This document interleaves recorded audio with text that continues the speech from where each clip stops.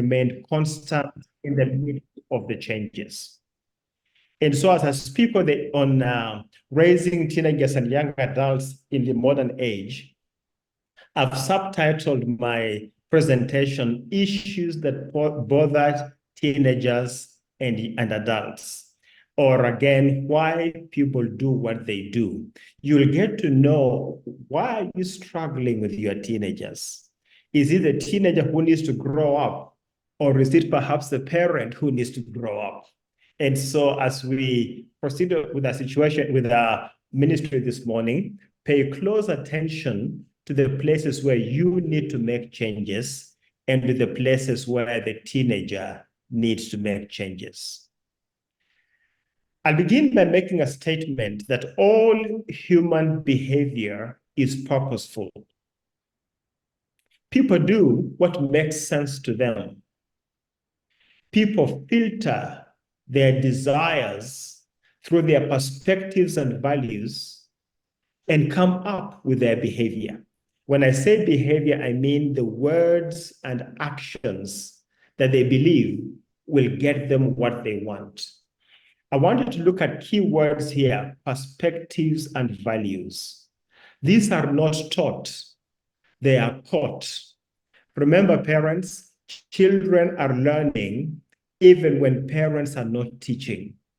They catch your values. You may teach them one thing, but they'll observe you doing something else, and they will instinctively do what they see you doing. So all human behavior is purposeful. Now, I'm going to illustrate my, I've had a power blackout where I am right now, but hopefully it will not affect me because my modem is running on batteries and my laptop has enough battery power. But just pray that there will not be effects on us, even though power is going and coming back. I'm going to illustrate my presentation by talking about the story of the Titanic.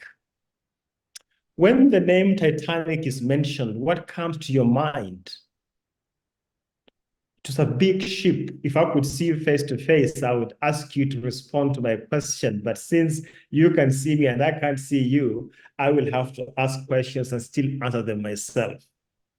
The Titanic was a very big ship, the best ship of its time. It was extremely well built. And this ship started off on its maiden trip to the US on April 14, which is April 14, just a few days ago, 1912. The steamship Titanic was sailing the North Atlantic Ocean off the coast of Newfoundland. Now, when you've built a ship that good, you do not give it to an amateur crew. You give it to your best crew. But this ship was so well built that the builders of the ship had the notion that the ship was indestructible. They even said that not even God can destroy it. A very big mistake. As they were sailing in the ocean, they saw small chunks of ice floating on the water near the ship.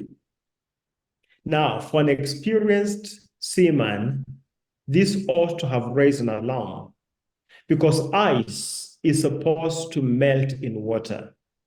So when ice is floating in water, there's two things going on. Either the water is so cold that it cannot melt, or the ice is coming from a very nearby source and has not had a chance to melt. In either case, as an experienced sailor, you ought to know where the ice is coming from, perhaps from an iceberg. And these sailors were familiar with those waters, so this was not something new. Now, when you're in the Titanic and you've been told that this ship cannot sink, it's very easy to ignore the warning signs. At 11:40 p.m. on that same night, there was a slight nudge on the ship, the kind of nudge that you feel when a car hits your car from the back. But they dismissed it as nothing. Why? Because they were in the Titanic. It can take care of itself. It is so well built nothing can destroy it. So they thought. At 2:20 a.m. on April 15, the unsinkable ship sank. And I'm just pausing for that to sink in. The unsinkable ship sank. Look at that ship.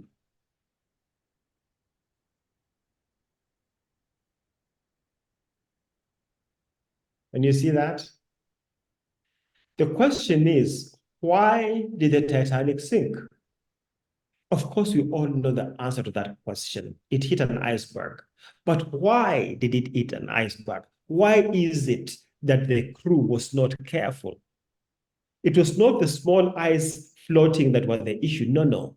The secret of why it sank was hidden in two places. One was hidden under the water, unseen by the sailors, but the other one was hidden in the hearts of the people. They believed a lie.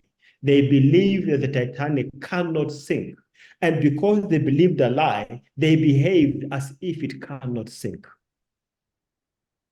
As parents of teenagers, you see the teenagers of other people with bad behavior. You see your own teenager with bad behavior, but you conclude my teenager is being influenced by bad company. To many parents, bad company is always out there somewhere. They never realize that their children can't be the source of bad company. Maybe the neighbors are pointing in the direction of your house and calling your children bad company to their children. But if you've believed a lie that bad company is out there, then when your teenager is behaving in a manner to suggest that they could be the bad company, you won't even notice it. So this problem has to be resolved from two different angles. First, resolve the iceberg that is not being visible, and then resolve the belief system. Now, people's outward behavior reveals what's going on inside, just like the floating ice on the water reveals the fact that there is more ice under the water. So when you see behavior, ask yourself what's going on behind the scenes. And this behavior can be seen from two different angles. The first is performance. The second is appearance. Performance and appearance. And let me give some examples of that. In terms of appearance, obsessive involvement, obsession with hair, obsession with diet, loss of interest in appearance, a weird haircut. The key word here is obsession. Of course, we all have hair. We all, want to look good, but obsession with it. What do I mean by obsession with it? So, for example, we had a friend whose son always carried toothpaste and a toothbrush to school and always carried a bottle of Listerine to rinse their mouth. And their mom was very, very happy. She says, oh, my son has wonderful oral hygiene.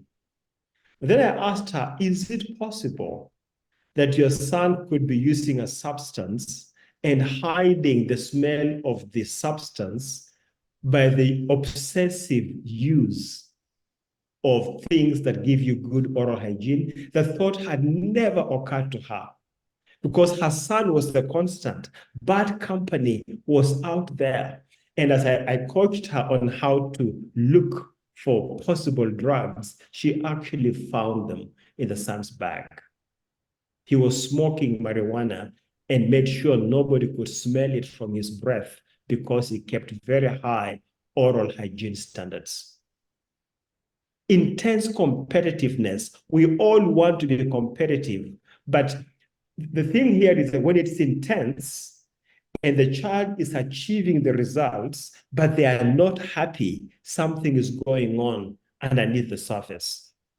Even intense competitiveness in academics Many parents are looking for wonderful performers in academics. And when your child is doing well academically, most parents don't pay attention to anything else. They know, this one is okay. And children have learned the art of pleasing the parent in the area of inspection. In other words, they will do what is inspected. And if you're the kind of parent that only inspects the academics, then they can do well in academics while being involved in some very weird behavior. Obsession with sex, watching pornography. Now, again, most parents don't believe their child is in pornography. They believe those who watch pornography are out there. But let me suggest to you, it could be happening right in your house. Look at that iceberg. Notice that 90% of it is unseen. It is under the water. So here's a question for you. What issues have you recently noticed in the life of your teenager? And Chris, I don't know if I'm able to get some feedback. Can I get some responses to this? What have you noticed in terms of obsession, in terms of behavior change? Maybe you had a very quiet, compliant teenager that has suddenly become quite rude. Or perhaps you had one who was fairly rude and they've become completely compliant. Maybe you had one who kept his room completely tidy and now the room is completely out of order. Maybe you have one who's obsessed with his hair. Maybe you have one who used to participate in house activities and now they're spending all their time in the room. Let me hear from my audience. If you are able. We can respond to your question. Okay, the person with the microphone, I can hear you trying to speak, but I can't hear you. We need to unmute something. Oh.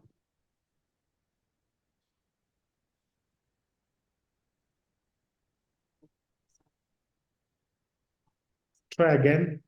Anybody who would like to participate, No. to answer? Now I can hear. The question is, what issues have you recently noticed in the life of your teen? There's someone here, Daktari. Thank you. Thank you. I can hear. Good morning. What I have noticed is more of the use of earphones, headphones, like they've become part and parcel of the young people in my house. Is it indicative of anything? Thank you. Okay, it could be. The big question is this: what are they listening to? And when they're listening to it at that very close iPod level, that thing, you know, the brain is very, very close to the ear. The nerve that goes from the ear to the brain is a very, very short distance. They are being discipled. They're being highly influenced by what they're listening to. Are you aware of the content that they're listening to? That's a question you need to ponder. Anybody else? We'll take one more. So there's obsession with music. I'm quite sure they're not listening to the audio Bible. I wish they were. It's probably some wild music. Anybody else? What have you noticed?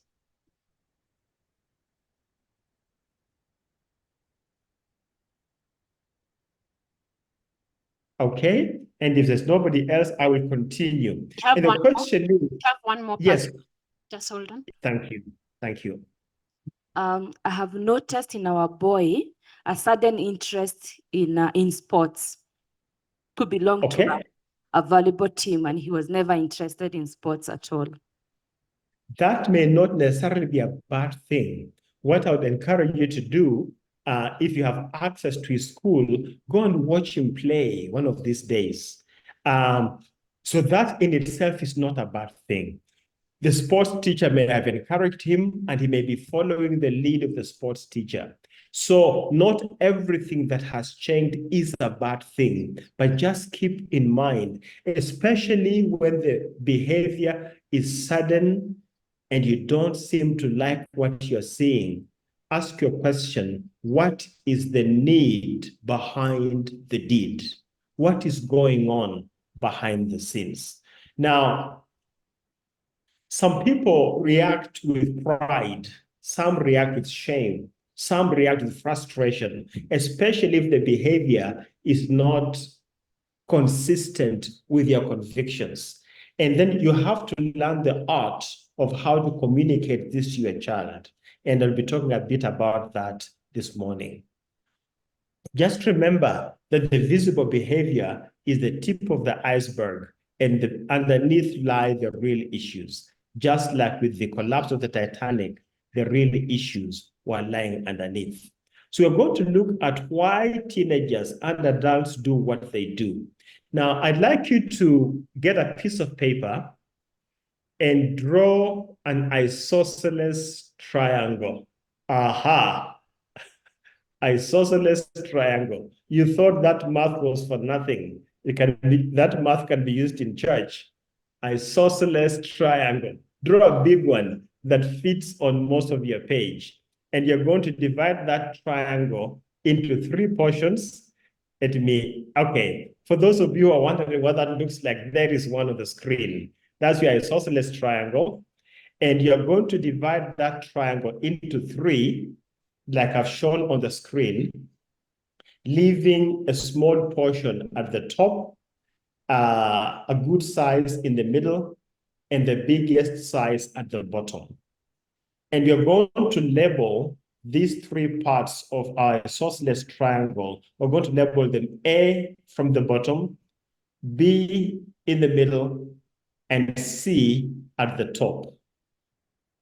Please confirm that we are following together on this. It's important that we follow together.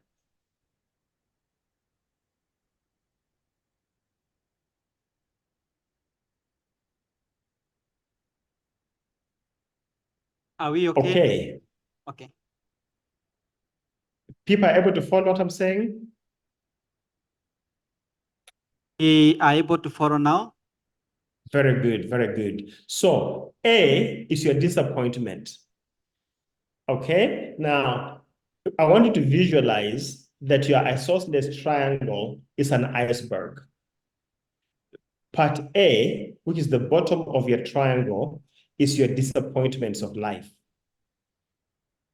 Part B are the basic beliefs that you came up with as a result of disappointment. And part C, the one above the waterline, those are the guiding strategies. This is the visible behavior.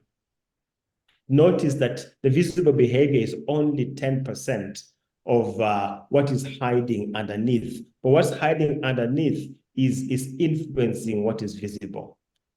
Okay, Proverbs 20 verse 5 says, the purpose in a man's heart is like deep water, but a man of understanding will draw it out.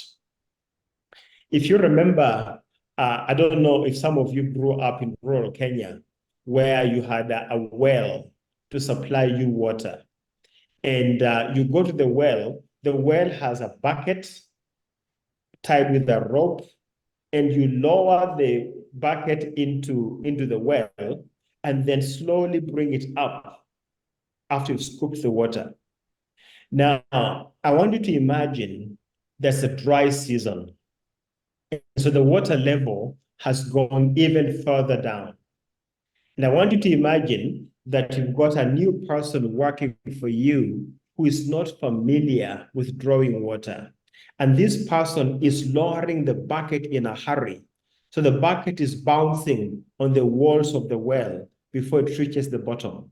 When it reaches the bottom, it splashes on the water. And then he's in a hurry to scoop the water and bring it up. And as the bucket with water is coming up, it's hitting the sides of the well, and some of the water is spilling out. And by the time the bucket comes out of the well, it is half full of dirty water. Why is the water dirty? Because you scooped some dirt from the bottom and scraped some more dirt on the side of the well.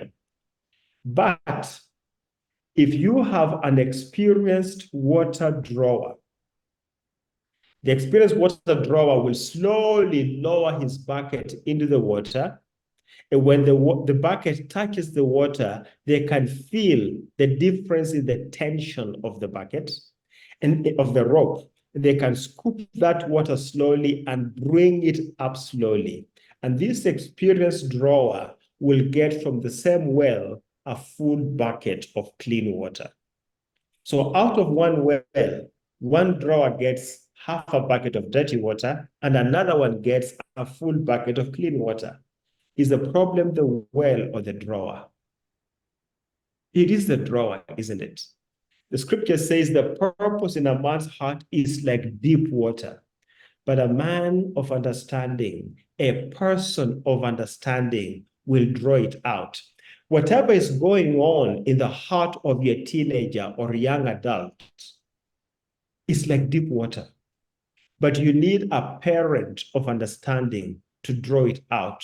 The parent's job is to help the teenager to connect their purpose to their behavior, to let them see why they're doing what they are doing. The teenager may not even know. The parent may ask their son, why did you do that? The son will say, I don't know.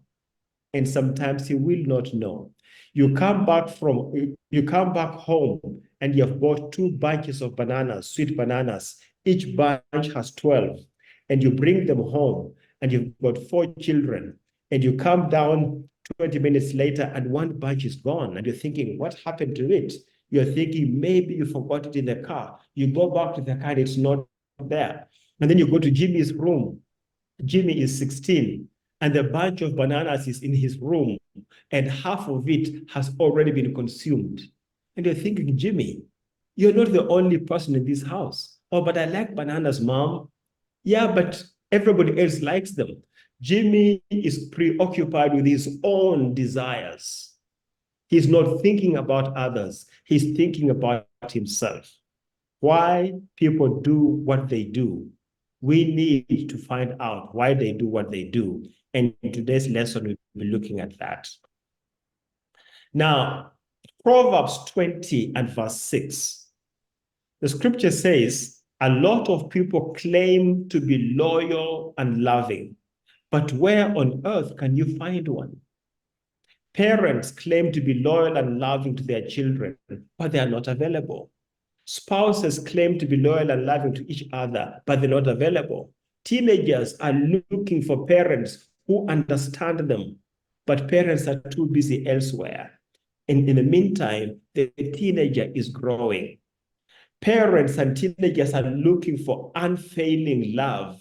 What do I mean by unfailing love? They want an opportunity to share what they are struggling with without being judged or condemned. Your teenager wants that environment. Just like when you go to God the Father and you tell him, Lord, I really messed up today. And you pour your heart out to the Lord. You're not telling God something he doesn't know, but you're expressing yourself to him. And you want him to forgive you and continue loving you. You want unfailing love from God. Parents want unfailing love from teenagers, and teenagers expect nothing less than unfailing love from their parents. But neither of them is able to get it.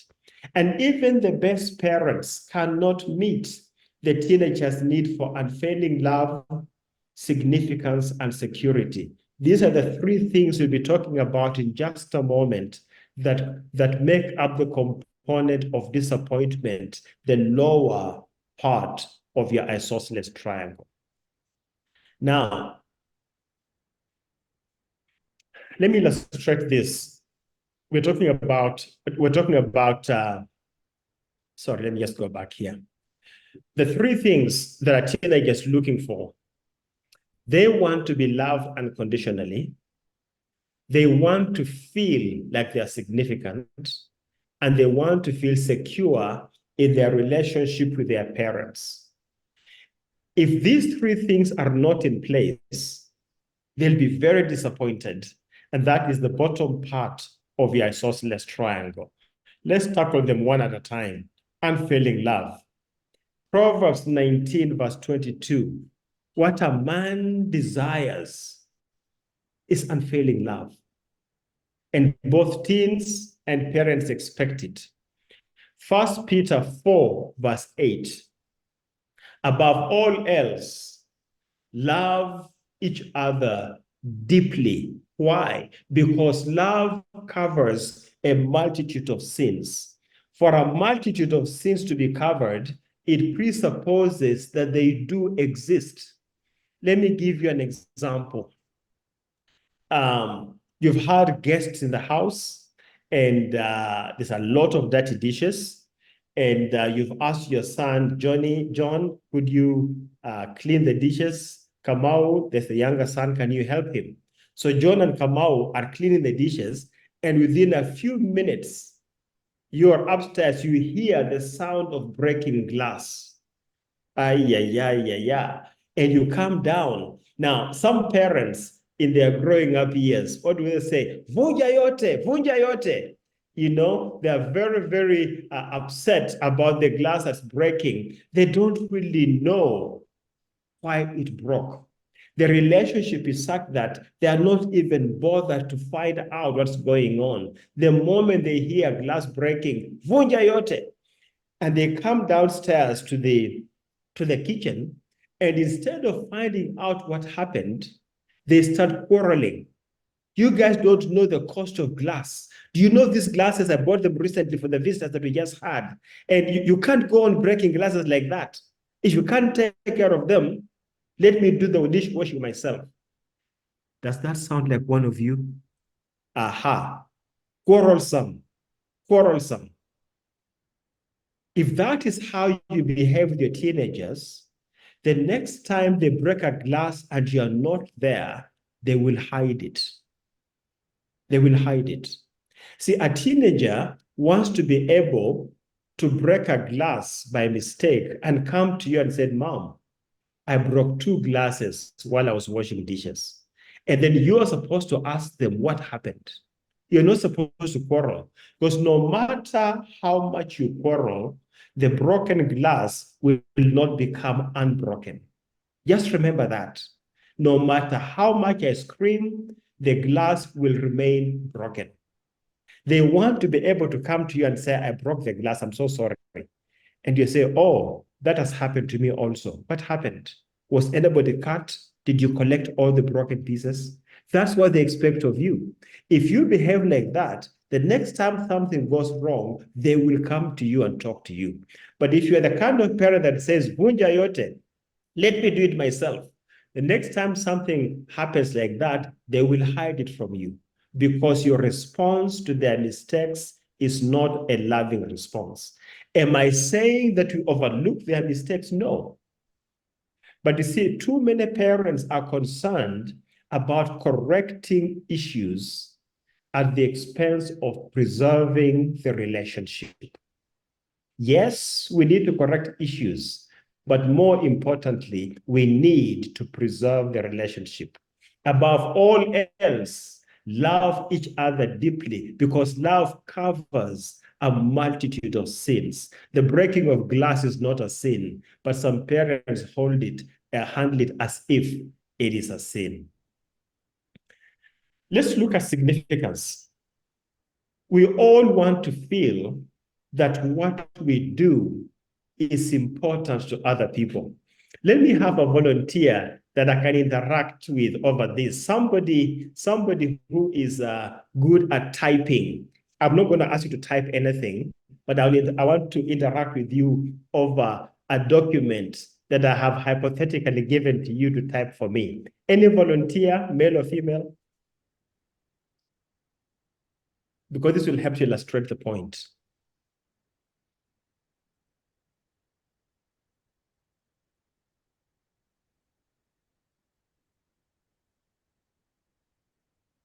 There'll be nothing embarrassing, just a volunteer for me to talk with.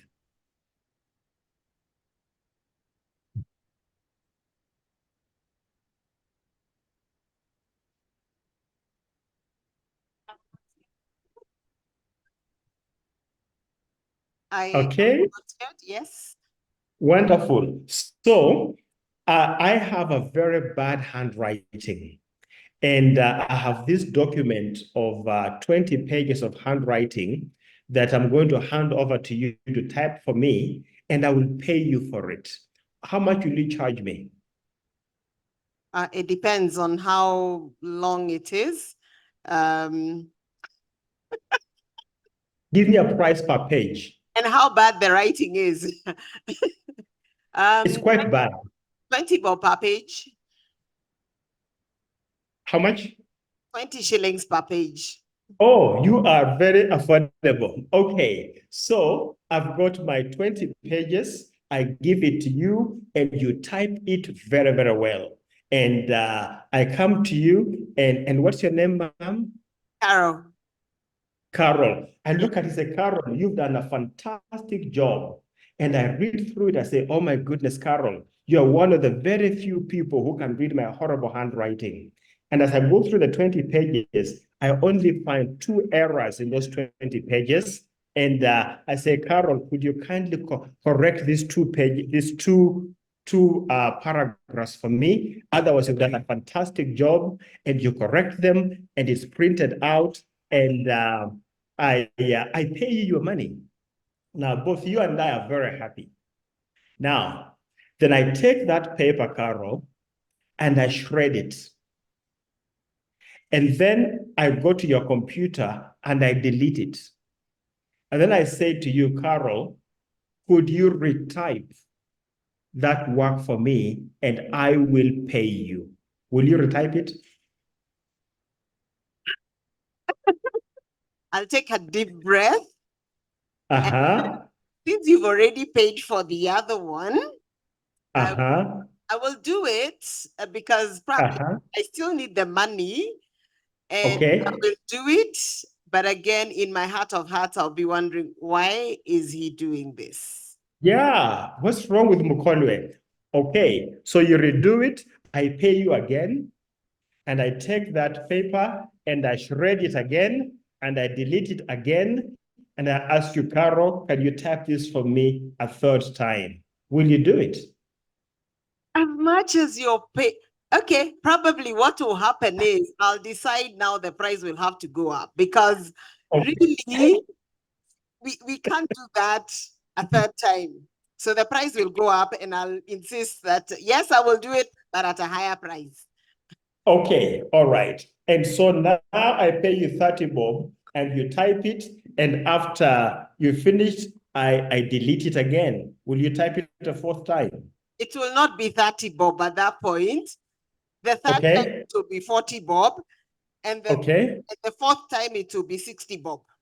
But why are you raising the price? Because you're making me do this, and you're No, deliberately deciding. but listen, Carol, it's my work, and I already paid you. So why are you raising the price?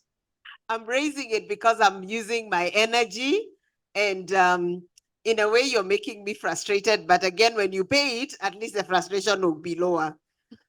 All right. What if the first time you type the work, I applaud you for it. I say, Carol, this is really wonderful. Tomorrow, I have another piece of work for you to type for me. Could you do it for me for the same price? Will you do that? Yes, I will. Now, that's the point I'm trying to make. Thank you, Carol. You see, when I destroy the work that she typed for me, even though it's my work, she gets frustrated. Even though I paid her, she feels like her labor was not significant.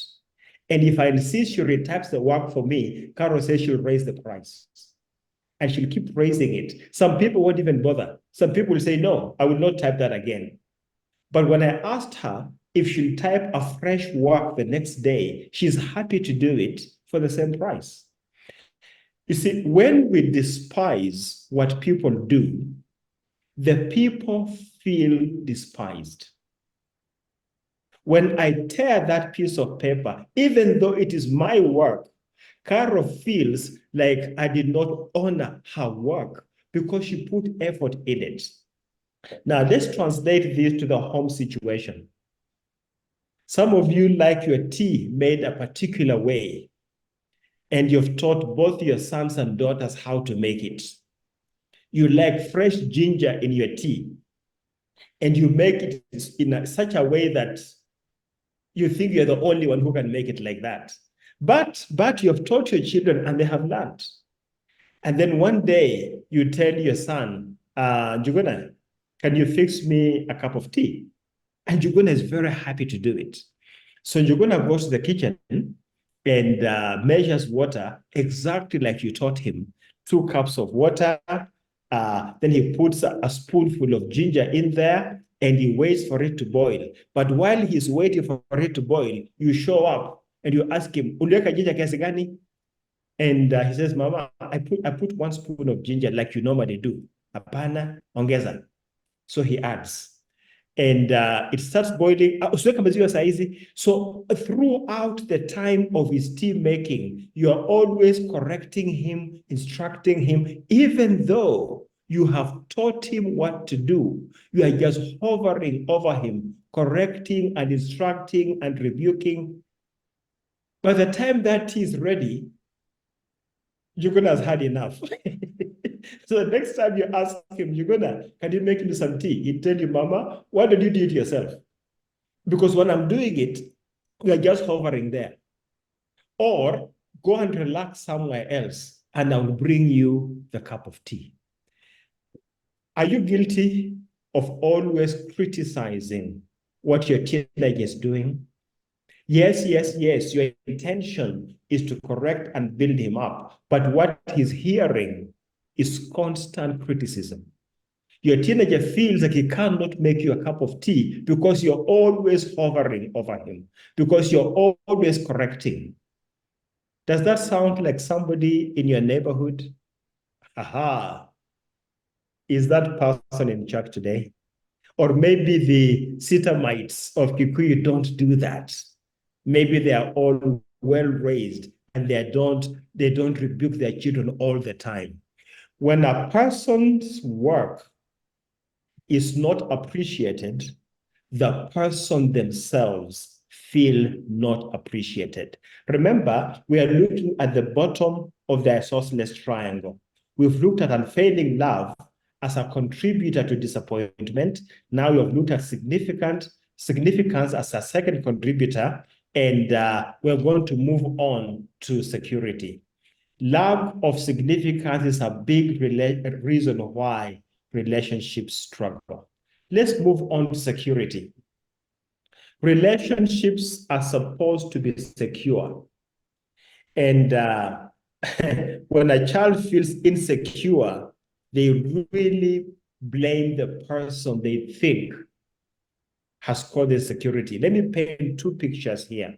The first picture is of a child who has finished his Form 4 exams. He didn't do very well. And, it will eventually be known he didn't do very well, but he's still processing it. He has told you, Dad and Mom, how he did not do. But then the next day, Uncle Jimmy is the brother to his dad, calls and says, hey, come out. I heard you failed your exams. Who could have told Uncle Jim? It has to be Mom or Dad. As far as Jimmy is concerned, as far as your son is concerned, the entire world knows he has failed his exams because of you. Or let me take a different example. Let's take an example of a boy who is 12 years old, but is still struggling in wetting his bed. And when you're at home, you do your best to take him to the bathroom at night. But now schools have closed. And Uncle Sam, your younger brother, comes in to visit you with his younger children, 2 boys, ages 7 and 9. And they have come in, and Uncle Sam asks you, can Jimmy come with us and spend a few days in our home? And Jimmy looks at you, and that look, without any words, you are supposed to understand what the look means. You are supposed to understand, Dad, I cannot go. You know I wet my bed. But Jimmy looks at you And then he tells Uncle Sam, Uncle Sam, I have a lot of work to finish, a lot of homework from school. I can come, but I can't spend the night. And as he's telling that to Uncle Sam, he's looking at you for your approval. Ha ha. And then you make the worst mistake of your life. You tell him, Jimmy, it's okay. You need to relax a bit. Just go with Uncle Sam. And as you know, Uncle Sam knows that you wet your bed at night and he'll take care of it. And you're mentioning that in front of Jimmy's 8 and 7-year-old cousins who are not wetting their bed. And they look at each other and they go, they are shocked their older cousin still wets his bed. And Jim's self-esteem, which is already struggling, sinks to the lowest bottom. And Jim is angry. As far as he's concerned, wetting a bed was a secret between you and him. His younger cousins did not need to know. As far as Jimmy is concerned, his weakness has been broadcast to the whole world. Parents, are you following me? Are you following what I'm saying?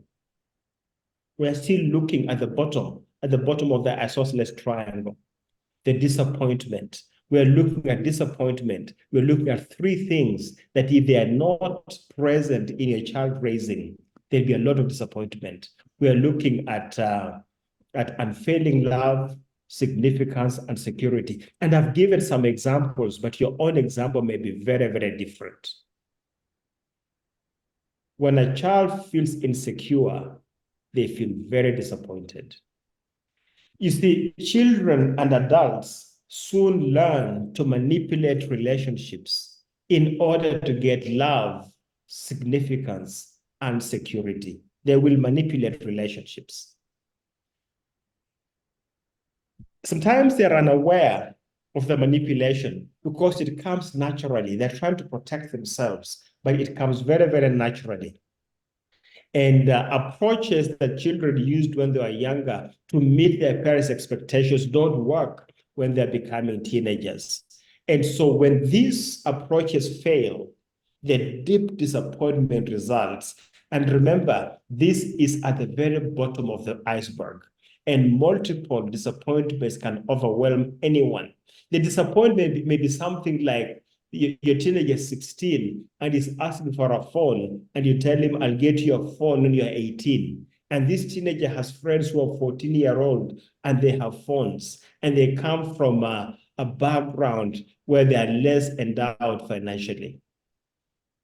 Okay, I'd like a volunteer to share with us a deep disappointment they went through when they were teenagers, when you were growing up. Is there a promise your dad made to you and it never came through? Did you maybe do extremely well in school, but you're not taken in your high school of choice? Share with us, one person, share with us a deep disappointment that you went through.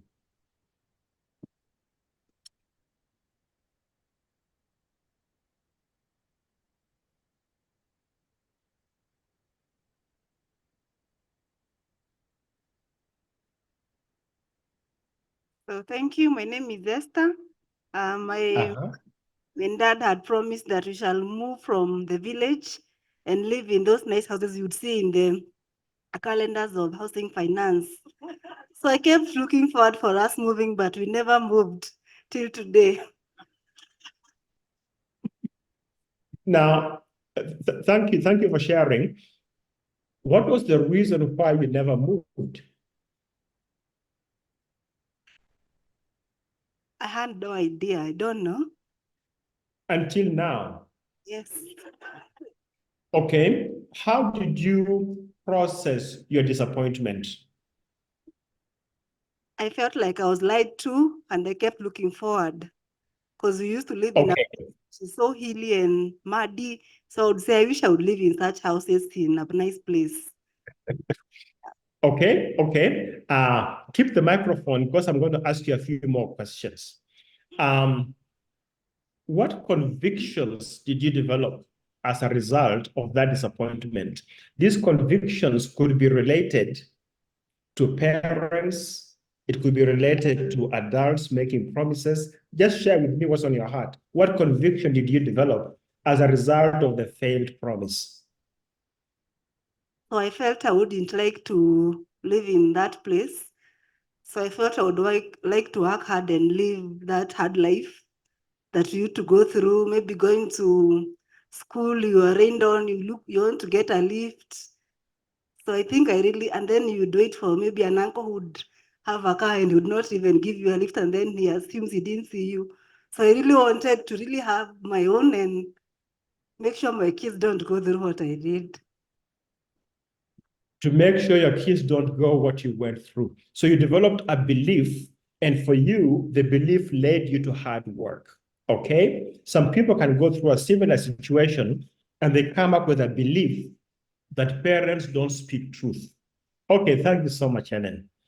Now, what are you doing? I want another volunteer to reduce the risk of your children having deep disappointments. Helen, you can answer as well, but anybody else who went through a deep disappointment, and what are you doing to reduce the risk of your children going through the same disappointment?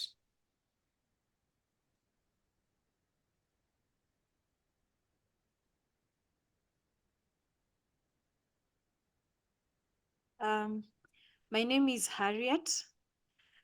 As Mukolwe was sharing about the boy and the bedwetting issue, I remembered a disappointment I also went through when an auntie of mine who is all the way in Nakuru mentioned something that shocked me that, I had blah, blah, blah. And I was like, I'm in Nyeri, my home is in Nyeri, this is Nakuru. My stories are in Nakuru, and I felt quite uncovered because I felt my parents did not cover me like they should have. And so what am I doing? My children are not yet teens. My oldest is 7, but I am very aware as I'm talking with my friends not to discuss my sons or my daughters' weaknesses with my friends because of what Remind me your name again one more time. Yes? Remind me your name. Say it one more time. My name is Harriet. Harriet, what other conviction did you develop when your parent disappointed you by exposing your weakness? Tell me some other convictions you developed around that area, even before you got children. Even before I had children. To an extent, I struggled with trust and vulnerability. Yes. Because now I didn't know up to what point I was secure telling my mom something, because I feared, na nikisikia tena with now my auntie, wherever. So many times I would withhold instead of. Okay. Yes. Okay. Okay. Now, if we had more time, I'd ask you as parents, what disappointments do you think your teenager is going through right now? You see, the things that we do that disappoint them are not necessarily things we are aware of.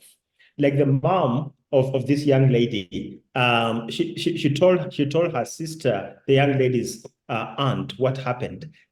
And as far as she was concerned, she felt like she was talking to another family member. It never occurred to her that she was exposing her daughter. And so it cannot even occur to her mother that the daughter can be disappointed by that. So there are things you are doing in your home in your normal, natural way. And you'll be shocked to hear that your son, your daughter is very disappointed. And that disappointment is not visible on the outside. It is sitting at the bottom of the iceberg. Now, let's move on to part 2 of the iceberg, the middle part. This is the basic beliefs. The beliefs that a person comes up with as a result of the disappointment. You heard me asking the lady that spoke earlier. She said, Harriet said she struggles with trust. That's a belief that she developed. She's not necessarily conscious that that is her belief, but it is a conviction she has come up with. I'm not sure I should tell my mother anything more because I don't trust that she'll keep it to herself. Now, for her now, she's trying to manage that for her children by not telling the whole world the weakness of her children. Basic beliefs accumulate around the core of our disappointment. In other words, when we are disappointed, we develop a conviction, we develop a belief. And as teenagers grow, many of them feel betrayed by parents, like you've seen in this situation, Harriet and Halsey, they feel betrayed by parents. Some of them feel betrayed by God. How can that be? Yesterday, we were in a funeral service, and a very sad funeral service. A family was traveling from Mombasa on Saturday night, and a truck was coming from the opposite direction. And the truck driver was quite careless, and he was overtaking carelessly. This car moved to the side to avoid the accident, but the truck driver hit the back side of that vehicle. And the truck driver drove on, he never stopped.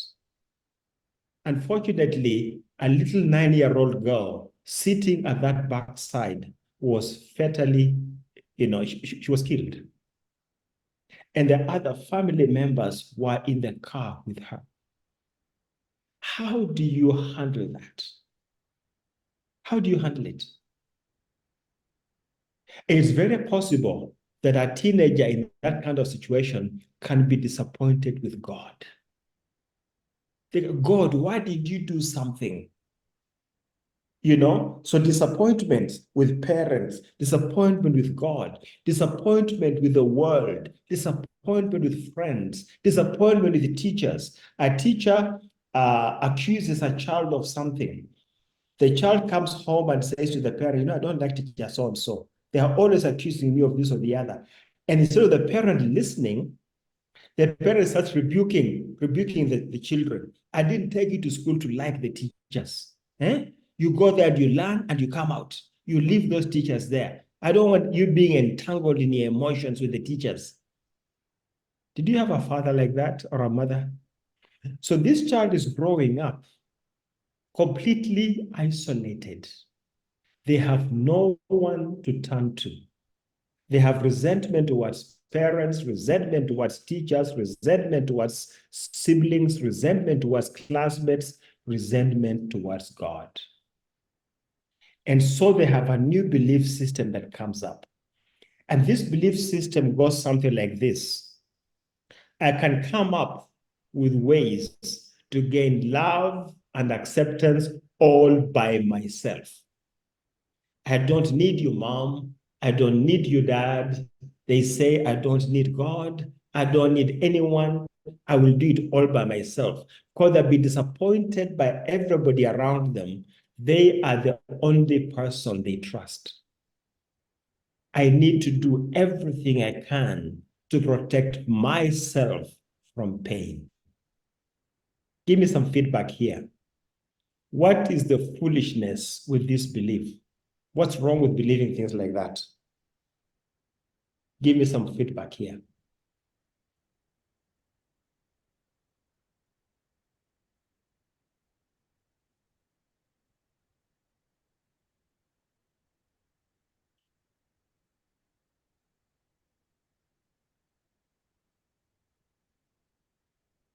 Anybody?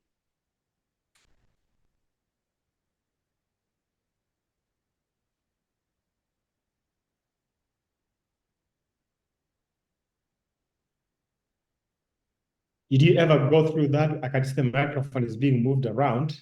Yeah. My name is Joseph. I believe Yes. the mistake that is there in this belief system is to convince yourself as a person that you can do it by yourself or you can exist in isolation. And that is a very dangerous position because you do not become part and parcel of the society as we try to provide solutions. Yeah. You're absolutely right, Joseph. You see, a person like that who's, when they get in trouble, they have no one to turn out to. They have no relational capital. People who commit suicide have run out of relational options. When a person is in that crisis, they are a candidate for suicide. You're wondering, why could he just talk to me instead of destroying his own life? And they leave a note saying, I'm so disappointed, there's no one who can help me. And you're thinking, why could he come to me? Because of some unknown disappointment in your relationship.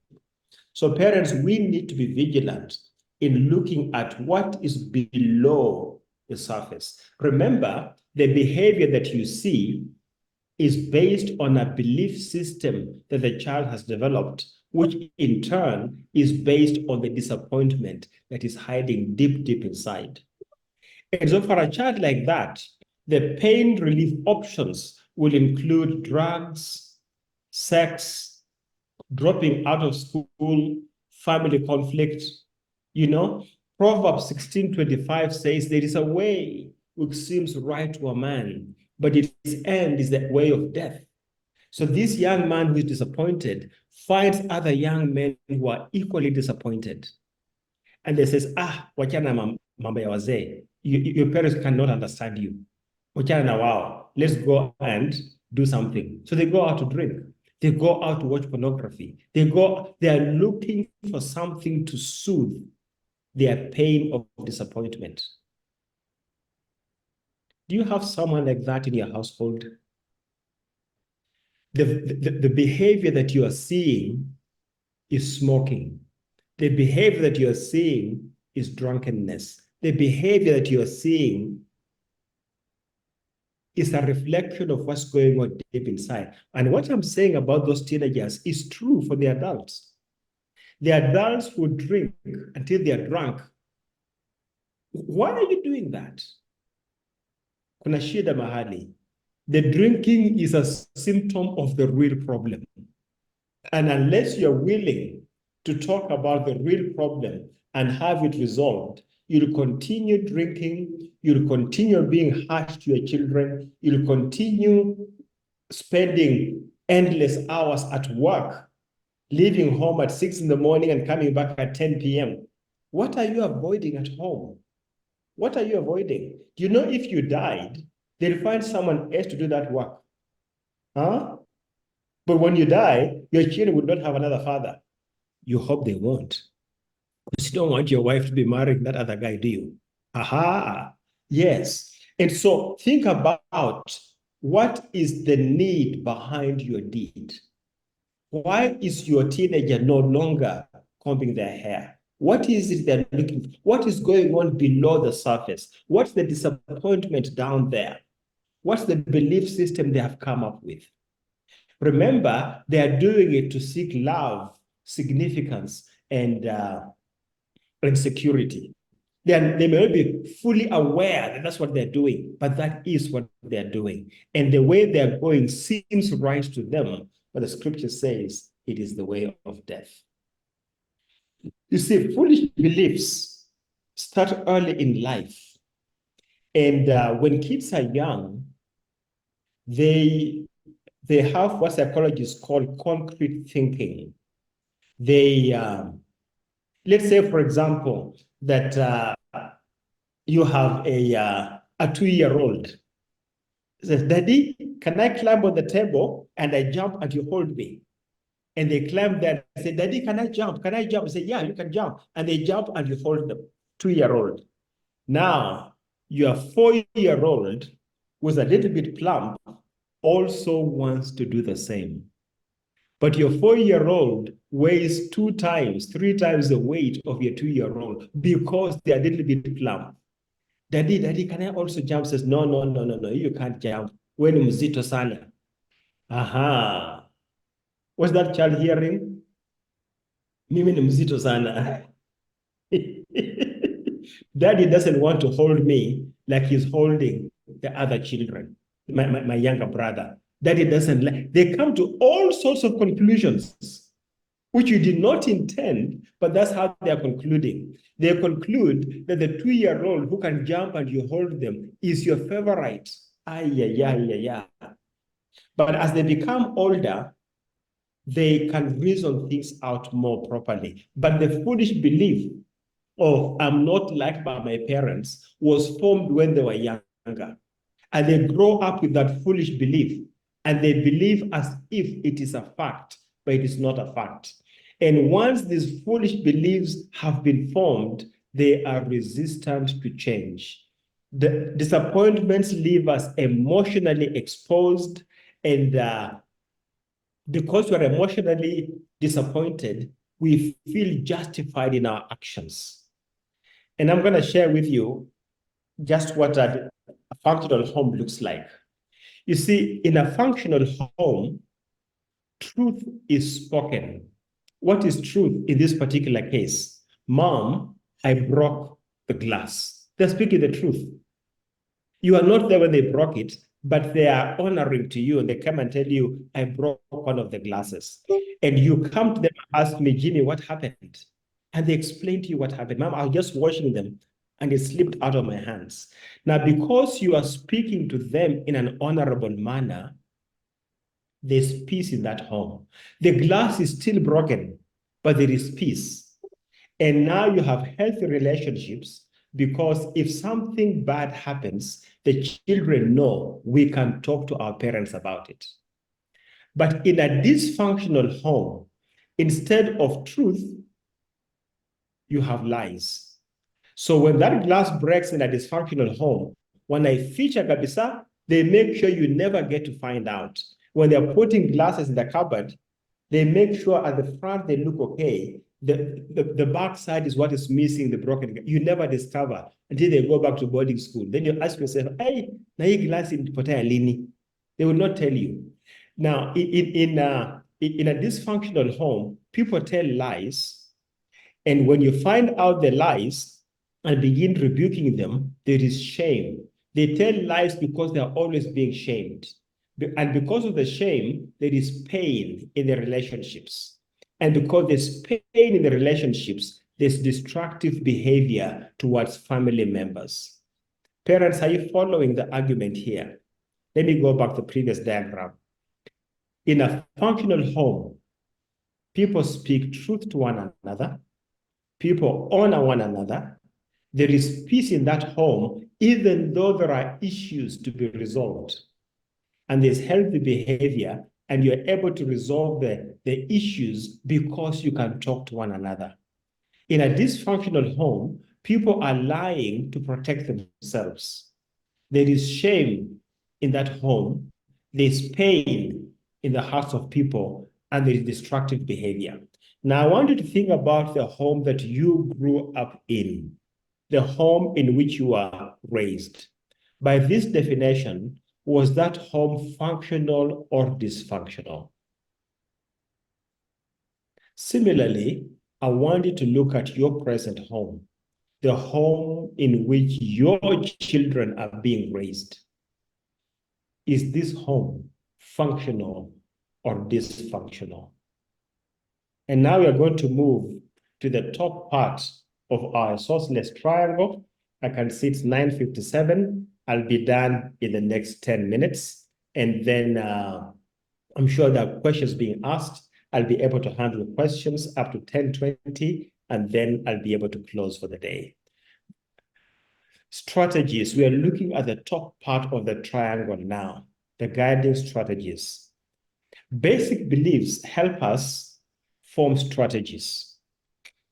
Maybe if I could have Helen and maybe Harriet and somebody else we shared earlier, to share with us the strategies they developed to avoid the disappointment that they experienced with their parents or anybody else. But I'm just mentioning those three because they're the ones who came up and shared something. Even Joseph, the strategies that you came up with. And I'll be sharing some strategies in just a moment.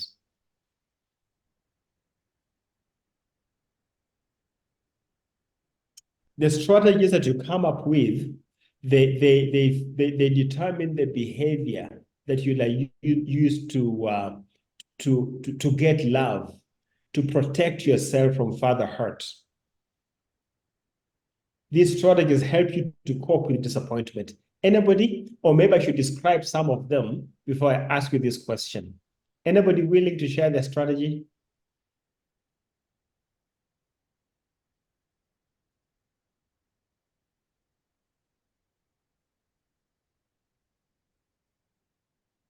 No? Okay, let me share a few strategies here. The good kid strategy. You see, this child has a lot of disappointment going on, but they derive significance by being good to other children. So here's an example.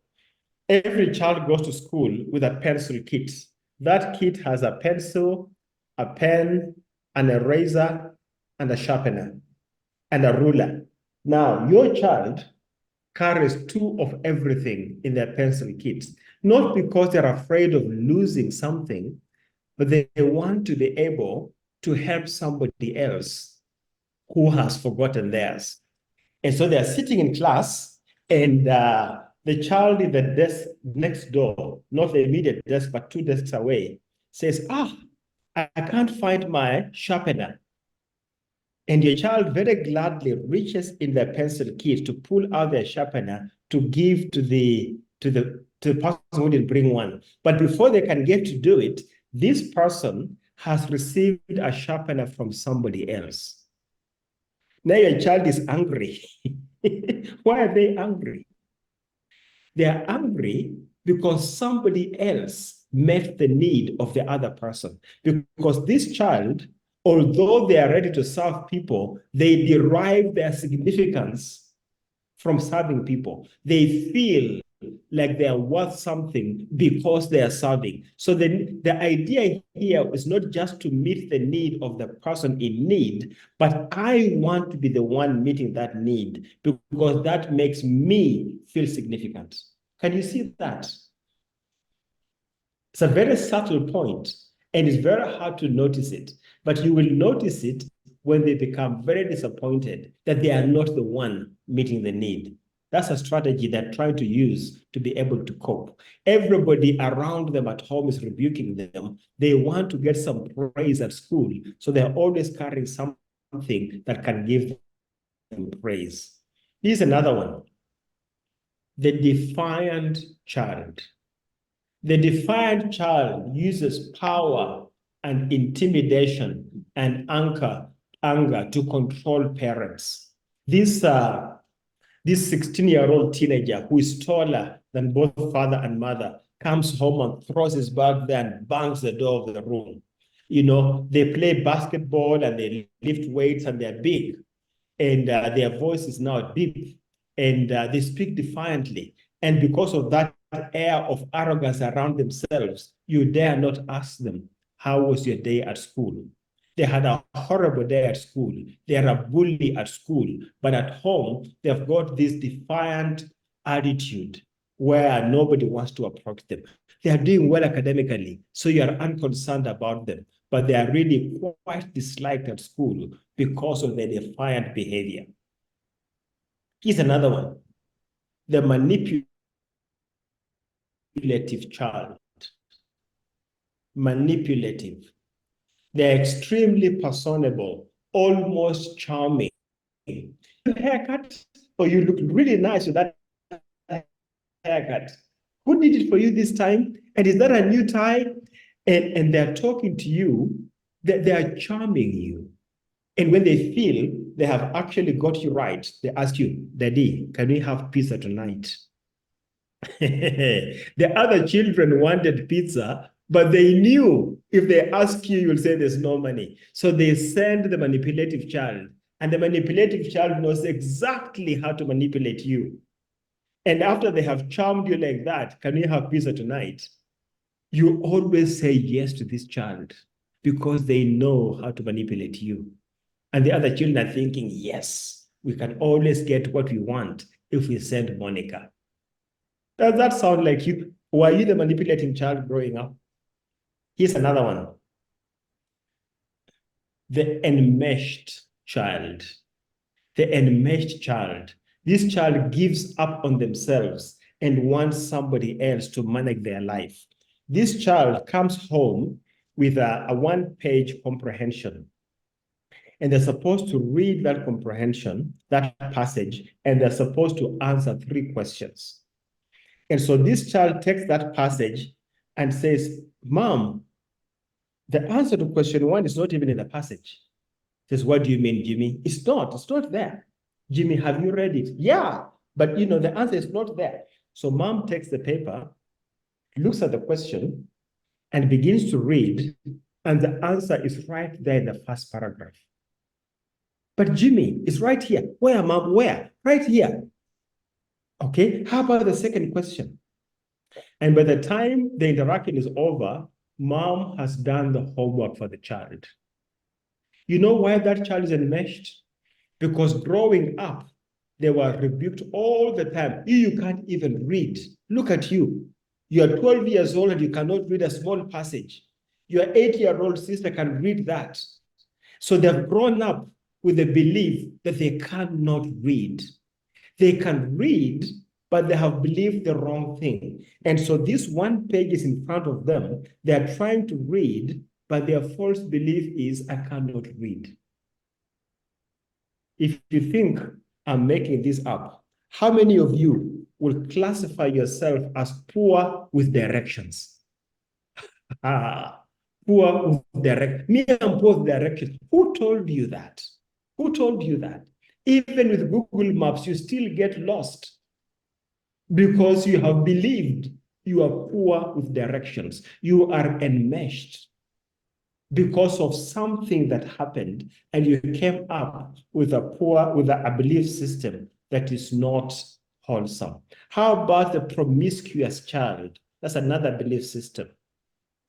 The promiscuous child uses sex to disgust, to shock, or to hurt parents. Sometimes they use sex or they pretend to use sex. I remember one situation where a child finished class 8 and was admitted to Form 1, but they did not want to go to a day school. So they kept saying to the parents, can you send me to boarding school? Because all their friends had gone to boarding school. And the parents kept saying, no, you stay in this day school.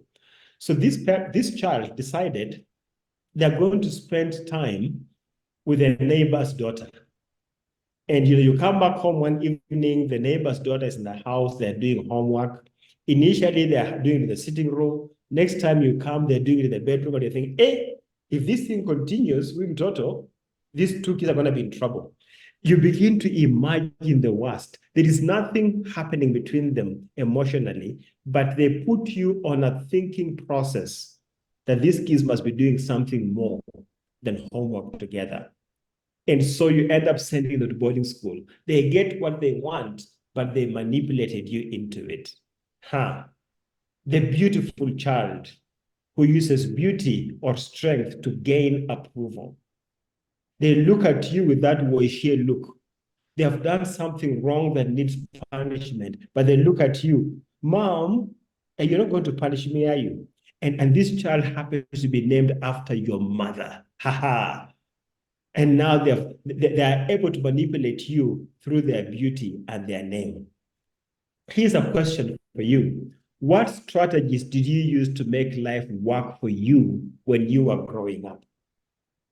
Let me get a response to this. The strategies that you used to make life work for you when you're growing up.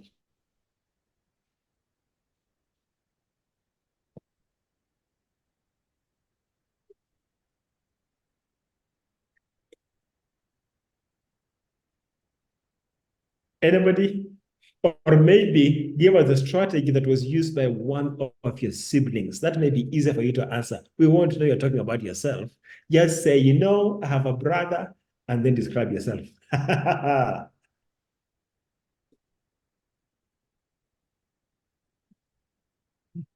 Anybody? So my brother would, when you do something wrong, he'll be the one that when my mother comes to beat us, when it's his turn, he would kneel and plead and he won't get beaten. But I think that has worked negative for him today because he used to get away with things by pleading and begging, and he wouldn't get beaten up. Yes. So what's his life like today? How is he coping with life? Even now, he wants to explain his way out of bad situations because he has learned to manipulate, like Yes. an excuse to just, yeah. So maybe those who got beaten, now he comes to try and again manipulate us. Yes. Yes. Now think about your children. What strategies are they using to get you? And once you see the strategies, remember what you are seeing is the tip of the iceberg. Ask yourself, what is below the surface? What is the belief of this child? What's the disappointment they're going through? See, in this day and age, because of social media, you find a child with very many friends, and then they become unfriended by somebody. For them, as far as they're concerned, their world of friendship has collapsed. To you, you don't even understand what unfriending is. But when they get unfriended, or they are in a social group and someone removes them from the group, as far as they are concerned, their world has collapsed. They are disappointed. You see, relational disappointments come from many different areas: broken families, broken multiple disappointments, the belief that whatever they do does not make a difference, so they give up. And now you can see parents that people's actions are purposeful. The actions are designed to achieve them: love, significance, and security. Okay, I'm going to stop right there. And I have 10 minutes to take some questions or comments. What are you hearing? What are you hearing as I speak?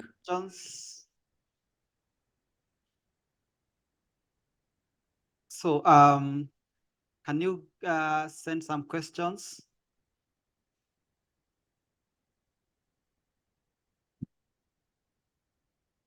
Okay, as we wait for questions to come, I have some here that I will read. I will read the first one. What is your opinion on sleepovers? That's a good one. Number two, I will read a number of them. You can note them and then you respond to them. And then you respond to them. So the first one, what is your opinion on sleepovers? Number two, what to do if my teen are not getting along?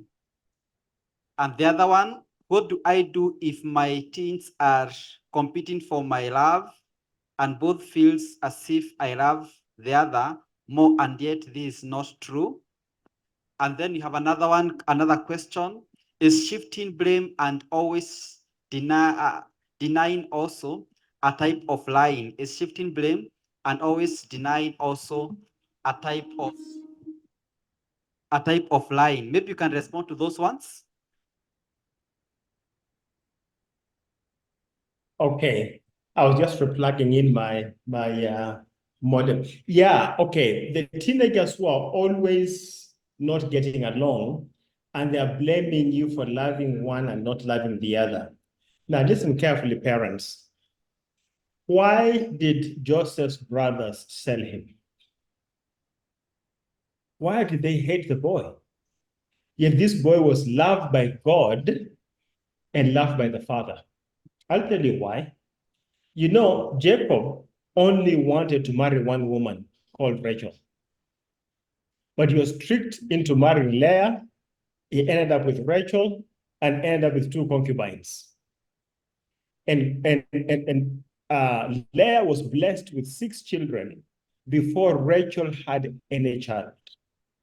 So by the time Joseph was being born, and Joseph is the firstborn of Rachel, Jacob began to treat Joseph as if he was firstborn overall. And when the siblings noticed that Joseph is getting favor, more favor than them, their anger was directed towards Joseph. I have found that in many cases of sibling rivalry, parental love has been directed towards one or two of the siblings and not at the others. And so the people, the siblings who feel unloved are directing the emotion of hate towards the one who is loved. Look again in the Abel-Cain situation. Cain was pleasing to God. Abel was pleasing to God. Abel's gift was pleasing to God. Cain and his gift were not. Cain should have been angry at God, but he took out the anger on his brother. So when your teenagers tell you, Mom, you favor so and so, do not become defensive. Just ask them, what have you noticed? What have I done that makes you conclude that I favor her? Don't become defensive. They may actually have a point. They may actually. So examine yourself to find out, am I the cause of this? Many times you don't see our own faults and we blame the other children. So just find out what's going on there. Okay? What was the second question?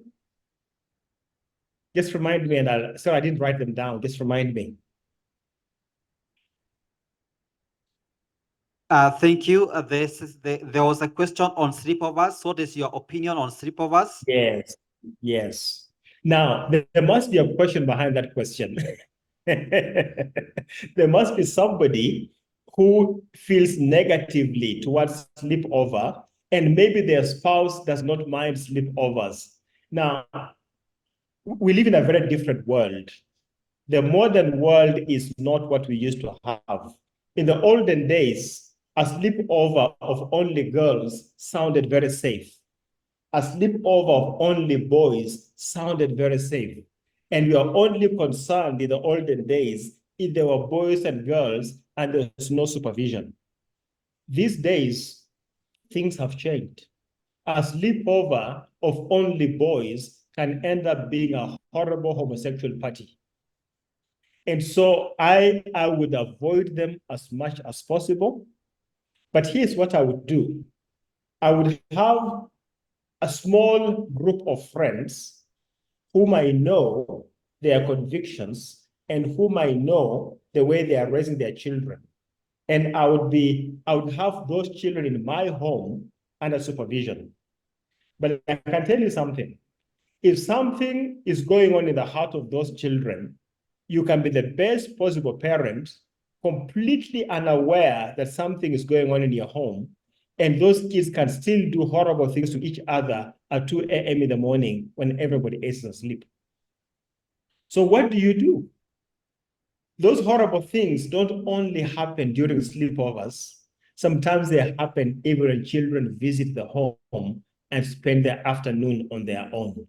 So I would spend time educating my children on good and bad behavior, on godly and ungodly behavior, on sinful and righteous behavior. Let the conviction be deep within the child, so that even if you are not there, whether it's in a day or in a sleepover situation, the child has the conviction of God within them.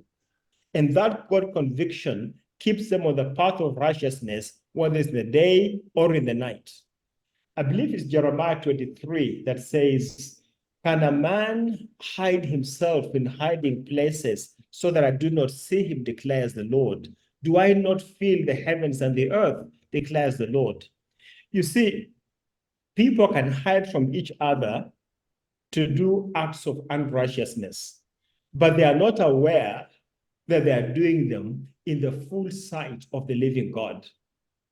Or they may be aware of it, but they have no fear of God. Now, you want your child to grow up with a fear of God. When they have the fear of God, and when you as a parent has the fear of God, it will protect them from a lot of evil behavior. Okay. Next question. Dr. We have quite a number of questions. We'll need your guidance on this. If I could read a number of them and you write them, and we just pick the ones that you just pick them randomly so that we save time. If you could write them as I read, and then we just pick a few that you could manage within the time you have. Okay. Okay, we have. Okay, the question here: obsession with TikTok, taking videos and posting. What can we do? A 13-year-old, the obsession of getting a phone because her classmates and cousins have phones. That's the question. The other one is, how do you prevent on excessive use of phones to my teens? Another question is, what should I do to a child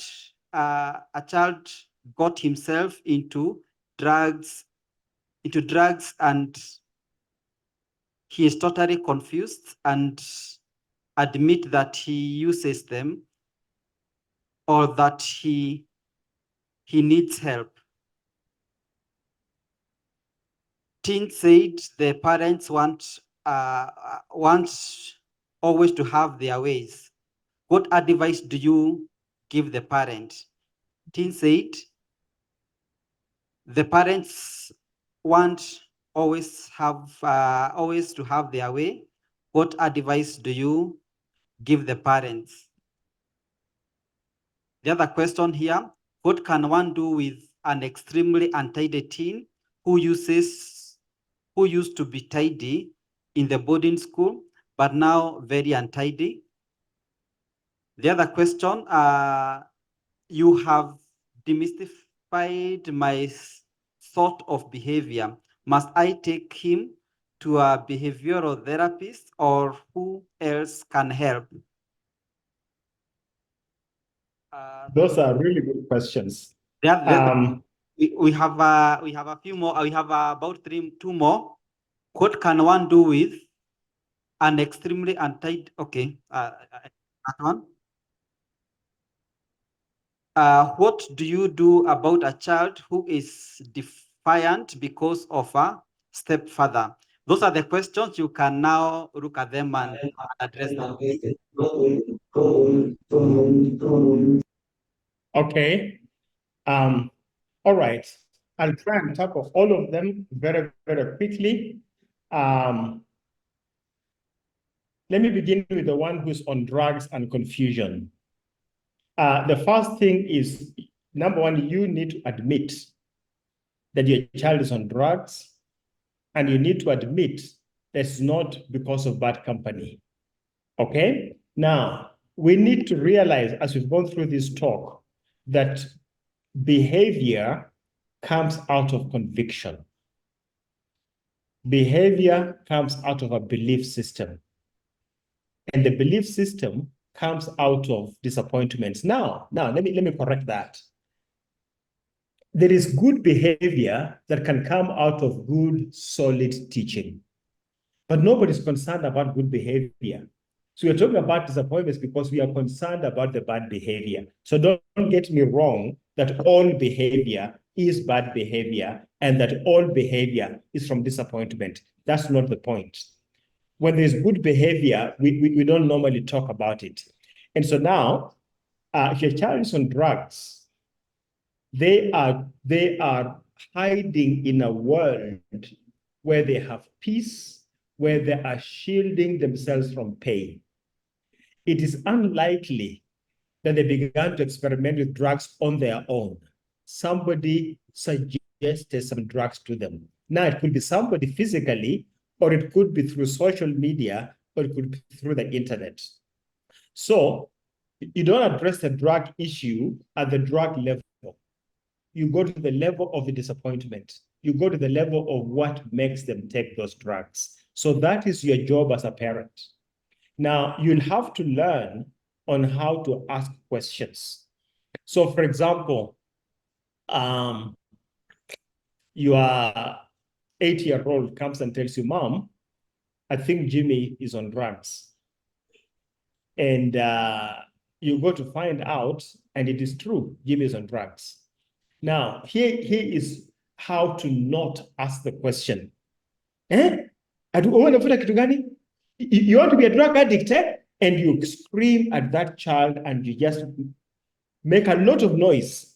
Now, you may feel like you have achieved what you want, but all you have achieved is for the behavior to go underground. And the child will not use drugs in the home. This child will also become very resentful towards the sister. So what do you need to do instead? Remember, if it takes you a month to resolve the issue, you are better off taking a month to resolve it than trying to resolve it in one day and losing the issue and losing the child. So if you ask the child, for example, how long have you been using these drugs? Has it been 4 years? Now you are intentionally exaggerating the length of time so the child can correct you and tell you the truth. No, mom, not 4 years. It's only been 6 months. So if you know how to draw out the child, you can ask a question in such a way as to get the right answer. You know? Umetumia kitu muda gani? Miezi tatu? You know? Remove that anger out and draw them out. So parents who always want their way, what advice can you give them? Remember, your teenager is only a few years away from becoming an adult. Let me shock you. The word teenager was only promoted in the 1940s.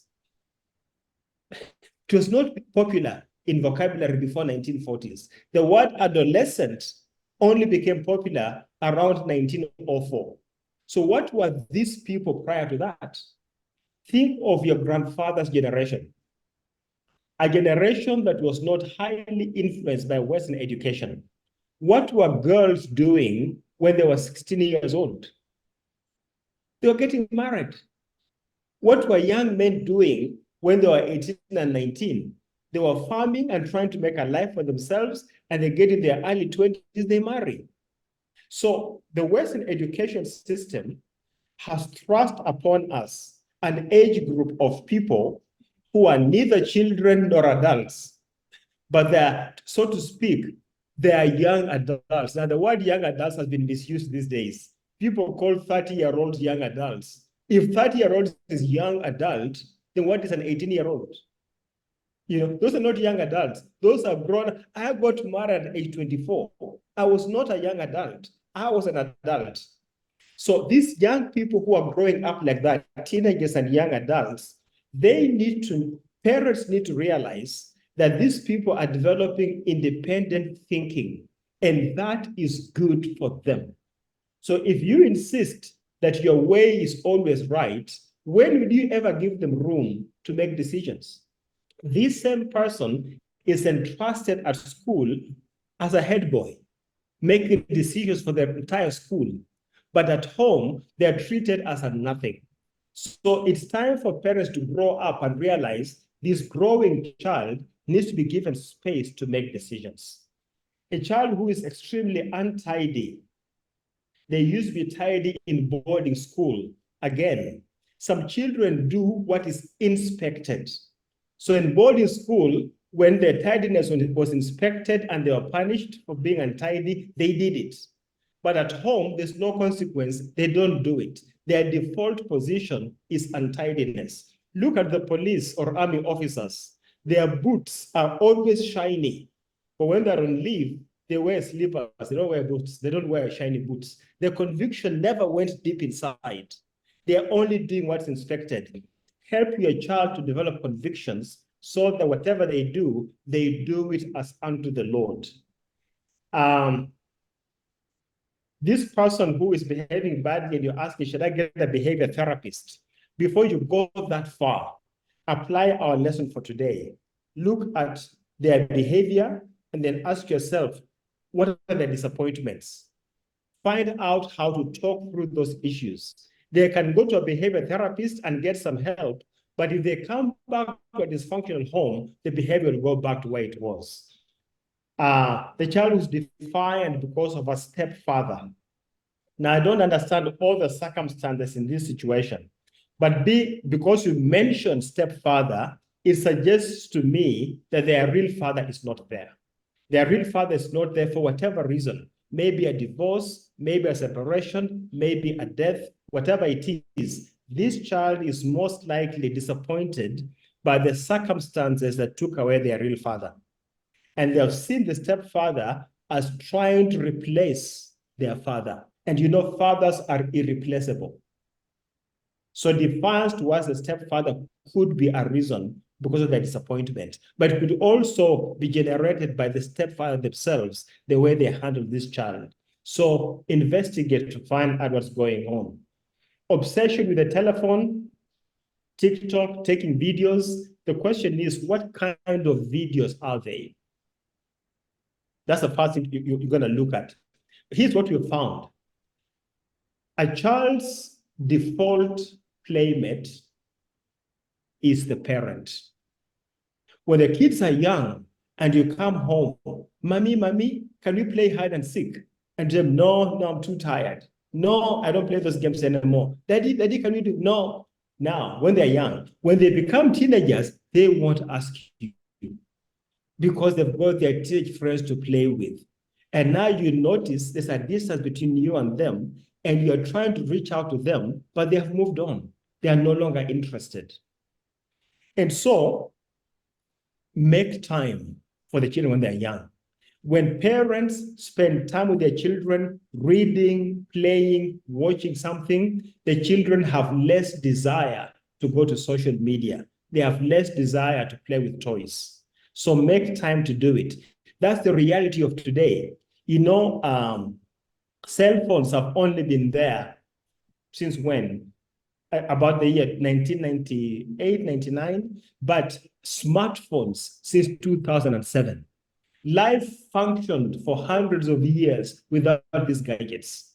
And so you need to manage the use of gadgets first by you yourself leading by example. When you come home and you put your phone away and you don't look at it for 2 hours, what will go wrong?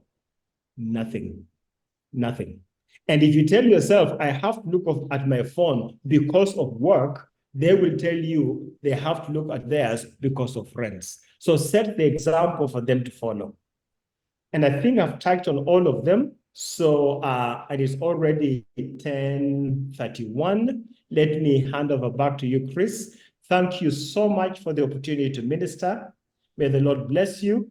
And I hope that the video ministry actually worked.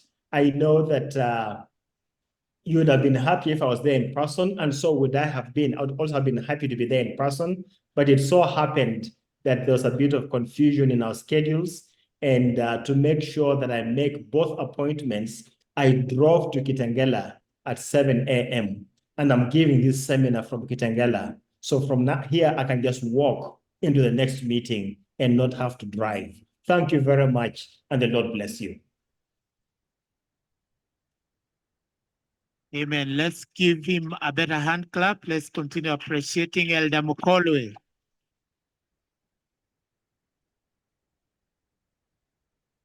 Wow, that's so amazing.